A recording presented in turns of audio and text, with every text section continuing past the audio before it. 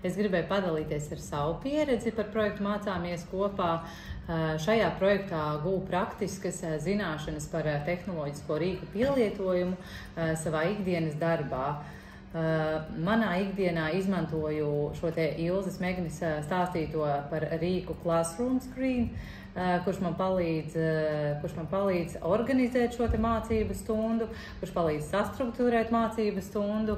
Un es izmantoju gan šos te timerus ar pulkstenīšiem, gan arī šīs te balsu aptaujas, kurās es varu saprast arī to klimatu klasē, kurš ir sapratis, kurš nav sapratis, kuram ir patikusi šī te tēma, kuram nav tik ļoti patikusi šī te tēma.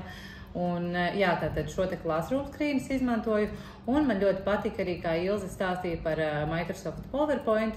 Mums jau likās, ka tas ir tāda aizvēsture, un neviens jau viņu vairs baigi nelieto. Bet ikdienā Ilze mums parādīja, kā mēs varam praktiski īstenībā ļoti daudz ko tur darīt. Gan veidot video, gan darba lapas. Jā, un šo te arī es ikdienā.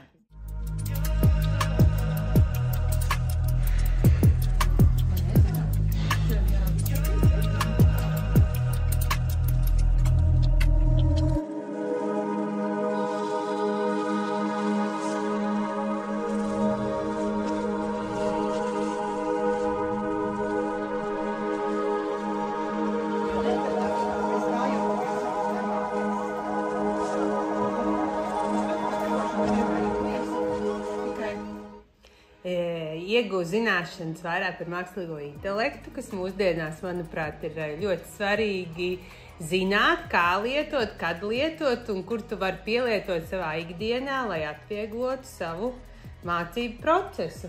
Vai ne? Jā, piekrītu. Un, protams, Chromebooks bija labi, ka to mums izstāstīja vairāk padziļināti. Jo skolā mums viņi ir pieejami, līdz ar to mēs to varam arī izmantot mūsu mācību stundās. Paldies!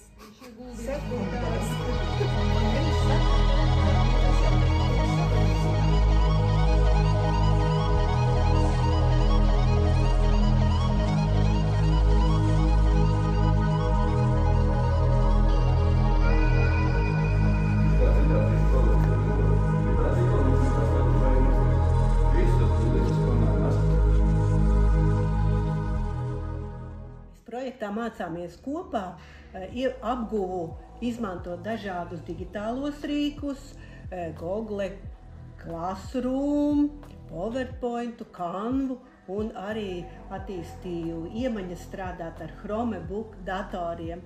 Ko, Inga, ieguvi tu projektā? Es iemācījos saprast un risināt uzdevumus, meklēt atbildes uz neskaidriem jautājumiem.